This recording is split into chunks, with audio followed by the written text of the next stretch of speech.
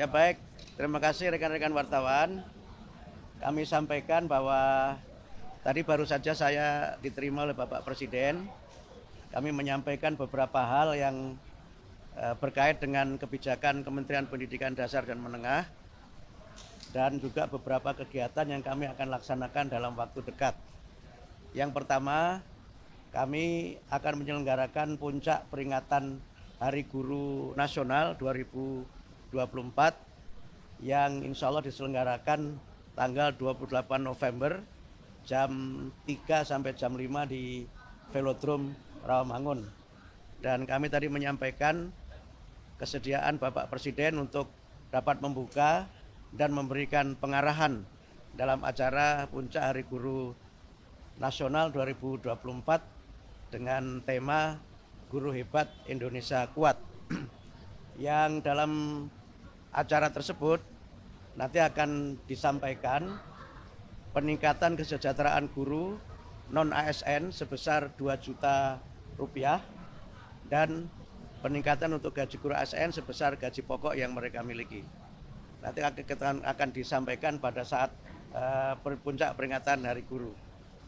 Kemudian yang kedua, kami menyampaikan terkait dengan beberapa yang menjadi kebijakan kami untuk pembelajaran coding sebagai ekstrakurikuler, sebagai kurikulum atau mata pelajaran pilihan di sekolah. Ya, dimulai dari sekolah dasar, mungkin nanti kita akan kaji apakah mulai dari kelas 4 atau seterusnya, dan itu bisa kita selenggarakan sebagai bagian dari materi pelajaran pilihan di sekolah. Dan Pak Presiden sangat mendukung untuk pembelajaran coding di sekolah. Kemudian yang ketiga, ini yang mungkin sangat ditunggu oleh teman-teman wartawan terkait dengan PPDB zonasi. Tadi kami bahas secara khusus dengan Bapak Presiden.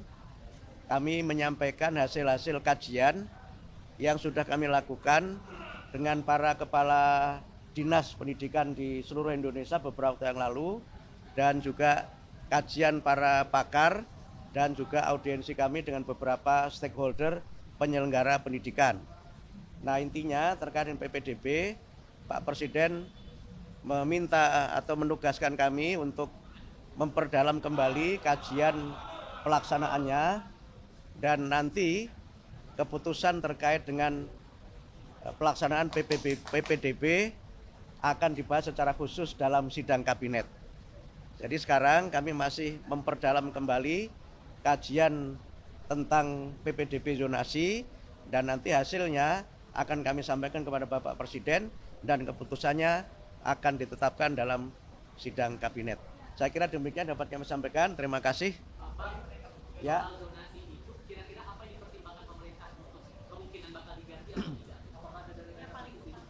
Jadi begini, zonasi itu kan filosofinya ada 4 ya. Yang pertama, zonasi itu kan filosofinya pendidikan bermutu untuk semua. Yang kedua adalah inklusi sosial. Yang ketiga, integrasi sosial. Yang keempat, kohesivitas sosial. Ini semangat dari zonasi itu. Sehingga mereka, anak-anak ini bisa belajar di sekolah-sekolah yang dekat dengan rumahnya.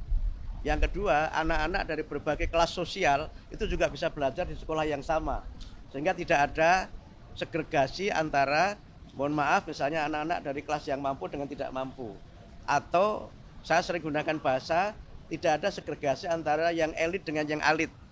Karena itu ada inklusi sosial di situ.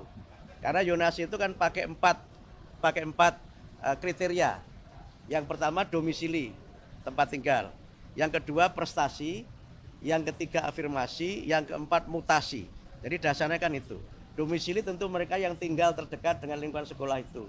Prestasi adalah anak yang tidak tinggal di lokasi terdekat, tapi dia punya prestasi untuk diterima di situ. Yang ketiga, afirmasi itu untuk 2 kelompok. Pertama, kelompok dari keluarga kurang mampu, yang kedua dari kelompok difabilitas. Nah, mutasi itu adalah anak yang mutasi karena mengikuti tugas orang tuanya. Sehingga dengan 4 kriteria itu, nanti kami akan sempurnakan lagi prosentasenya akan seperti apa. Yang sekarang jadi persoalan kan memang prosentase yang diterima dari domisili itu berapa persen, yang prestasi berapa persen, ini yang seringkali jadi persoalan. Kalau yang afirmasi itu sudah kami patok 20%. Karena bagian dari pemihakan negara terhadap kelompok-kelompok yang memang kita anggap sebagai kelompok lemah. Ya, kelompok yang memang secara ekonomi memang lemah dan memang secara fisik dia kelompok-kelompok difabel. Nah, yang mutasi tentu tidak banyak karena ini kan memang sifatnya ya misalnya wartawan pindah tugas, anaknya harus ikut itu, atau misalnya dosen pindah tugas atau anggota dewan dan sebagainya. Ini tidak banyak jumlahnya.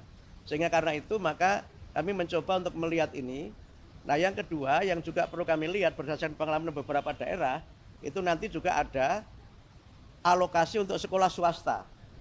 Karena selama ini di antara kritik terhadap zonasi itu banyak sekolah swasta yang tutup, tidak kebagian murid. Sementara negeri itu muridnya berlebih, yang karena muridnya berlebih itu kadang standar mutunya tidak dapat terpenuhi. Karena rasio guru dan murid menjadi tidak seimbang, sarana dan prasarana juga menjadi tidak dapat tersedia dengan sebaik-baiknya. Nah, berbagai kelemahan ini sedang terus kita pelajari dan kami perdalam sehingga mudah-mudahan pada tahun pelajaran 2025-2026 itu kami sudah bisa menerapkan zonasi dengan sistem baru yang kajiannya terus kami lakukan dan keputusannya nanti dalam sidang kabinet.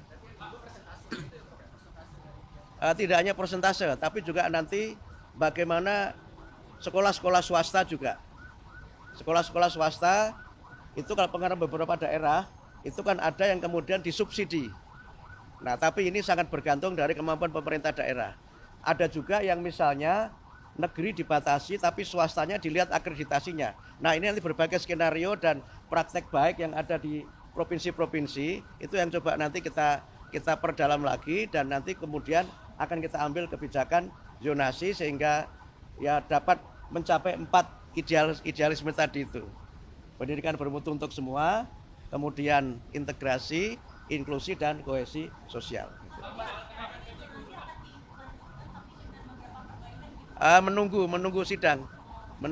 Kami belum bisa mengambil keputusan karena keputusan nanti tidak ada pada kami tapi pada sidang kabinet yang dipimpin Pak Presiden.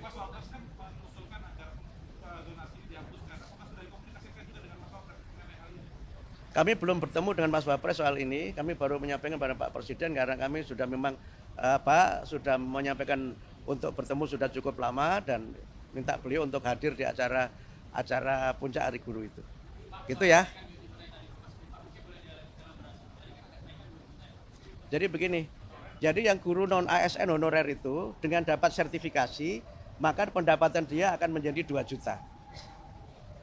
Itu di luar gaji dia di sekolah asalnya ya. Jadi dia kan sudah punya gaji di sekolah asalnya itu. Yang gaji itu bervariasi menurut kemampuan sekolah. Tapi dengan dia sertifikasi, maka dia akan dapat tunjangan sertifikasi sebesar 2 juta itu. Semua. Jadi malah kalau guru yang ASN itu malah hanya gaji pokok saja sesuai dengan gaji pokok dia. Yes, gaji pokoknya sesuai dengan gaji pokok dia. 1 kali gaji pokok.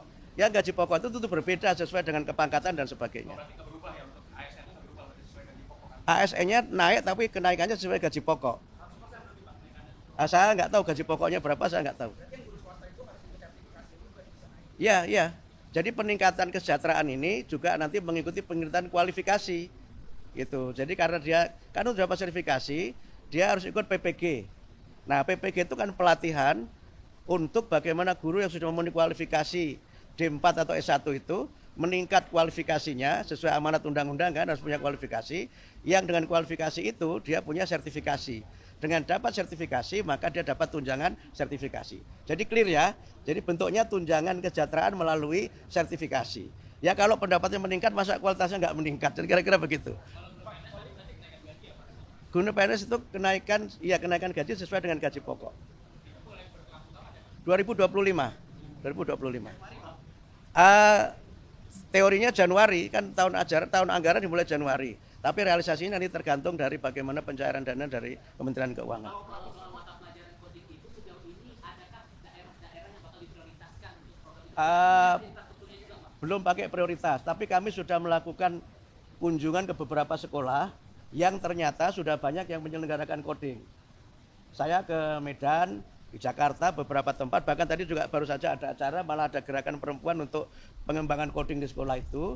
Nah ternyata coding itu variasinya ada 3. Pertama ada coding yang dia online, yang dia memang internet based.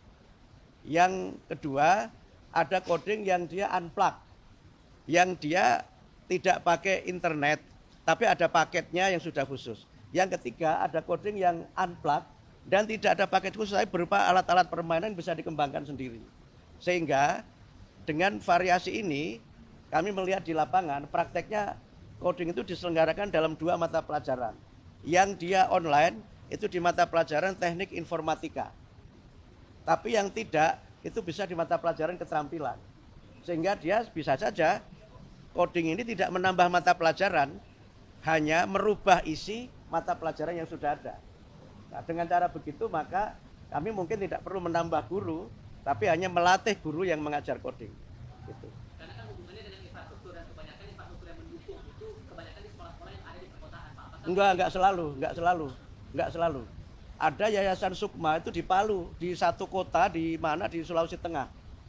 Jadi enggak selalu di kota, karena kalau dia unplug, tidak usah pakai internet, dia bisa di mana saja. Yang penting ada materinya dan ada tutornya. Yang penting itu.